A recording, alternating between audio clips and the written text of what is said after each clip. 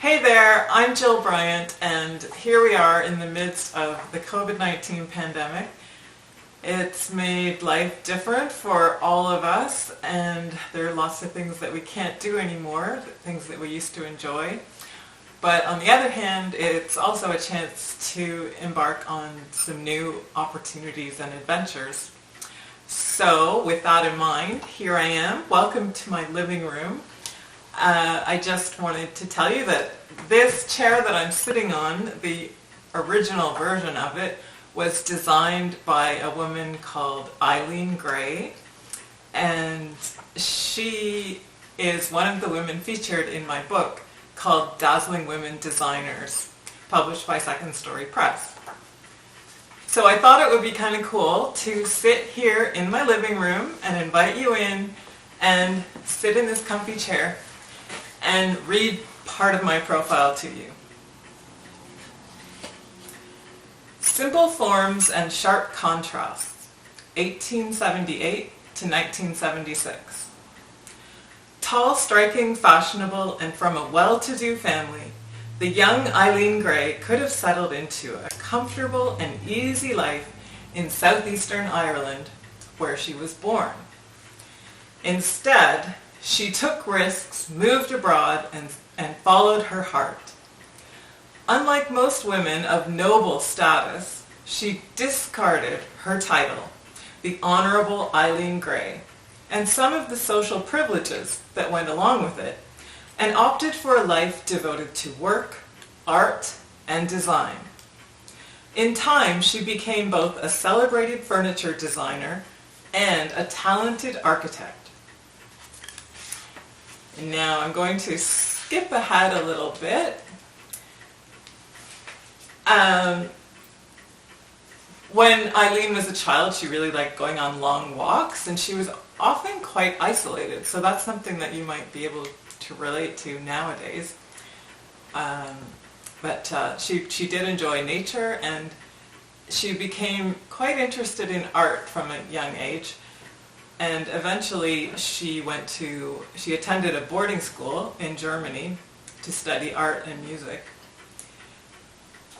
So I'm going to read to you a little bit about that.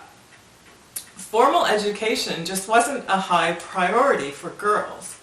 As an adult, this lack was something that she regretted. When she was feeling relaxed, young Eileen was known for her delightful laughter. As she grew older, this lovely laughter stayed with her. And while she was always a bit shy, she developed a mischievous wit as well. With her smartly tailored clothes and very refined manners, Eileen often appeared to be older than she was. In her late teens, she often wore her long dark auburn hair pinned up and topped with a fashionable hat. She developed a passion for shoes and had a large collection to complete her striking outfits. Young men flocked around Eileen, but she wasn't interested in marriage. At the age of 22, not too long after her dear father had died, she and her mother traveled to Paris. She was impressed by how exciting this city was compared to conservative London. Alright, now I'll skip ahead a little farther. A couple years later, in 1902, at the age of 24, Eileen took a second trip to Paris. At this time, and into the 20s and 30s, Paris was the home of many great artists, both French and from other countries. Irish novelist James Joyce and playwright Oscar Wilde were living there in 1902. American poet Gertrude Stein joined this group soon after. Eileen, like many other artistic people, was starstruck with the lively bohemian energy of Paris and decided she had to move there. Cars were just becoming popular. Eileen bought one, then found an apartment with two friends. So then she attended art school there and did drawing classes, and not long after that she started to study lacquer work. I don't know if you know what lacquer work is, but this is a lacquer tray that was given to me from a friend from Japan. So that gives you a bit of an idea. But Eileen made very elaborate trays, not trays, sorry, she made elaborate screens that would be used as room dividers or decorative elements in a room. So that's kind of neat too. And of course, like many artistic people, sometimes it's the people you meet who help to propel your career forward. So let's find out about that.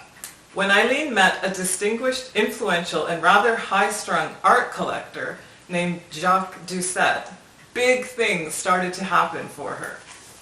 Doucet owned many original paintings by masters such as Picasso, Rousseau, and Van Gogh, and a vast collection of one-of-a-kind furnishings that were also works of art in their own right.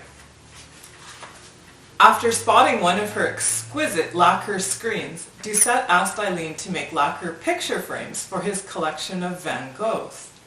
She found this work boring, but Doucet was very pleased, and in time he commissioned Eileen to make some special pieces of her own design for his studio. He urged her to use the finest materials available, which made Eileen very happy. All right, now I'll skip ahead again. Oh yeah, this is a fun part. As Eileen gained more confidence in her abilities as a designer, she decided to open a shop of her own. It was too challenging to earn a living from custom design work. Her mother, who had been her main support, had died in 1919, and Eileen needed to attract more clients. The doors to Galerie Jean Dessert opened in 1922. Eileen just made up a man's name for the shop, thinking it sounded more serious than her own name. Perhaps she believed the public wouldn't take a woman designer seriously. After all, she was the only female designer in France. Because she was shy and modest, and she wasn't very good at promoting herself or her work, it's possible that staying out of the spotlight made her more comfortable. Okay, and then she had another really cool opportunity. She ended up working in the field of architecture, so she was designing furniture and buildings. But to learn how to design buildings, she just designed a house. She designed it and built it, and it was on this really wild cliff overlooking the water in an area that was very fashionable called the Saint-Tropez area in the south of France. Eileen chose a site on a wild rocky peninsula overlooking the Mediterranean, and Bibliovideo approved. So he was an established architect, Jean Bibliovideo. He said he would help, but in the end, he didn't contribute too much.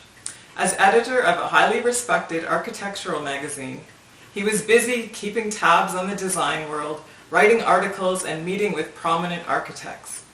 Bibliovideo was quite happy to leave Eileen to her own devices regarding the Saint-Tropez home. So when she was there, she designed a whole new style of furniture and a table called the E1027 side table, which looks like this. And then, of course, this chair, the Bibliovideo chair, is another timeless piece of furniture that she designed that's now mass-produced and sold all around the world. Her original dragon's armchair, it's quite different from this one, sold for $28 million when fashion designer Yves Saint Laurent died and his collection of one-of-a-kind pieces was auctioned. Eileen Gray's name is synonymous with the terms modern and avant-garde.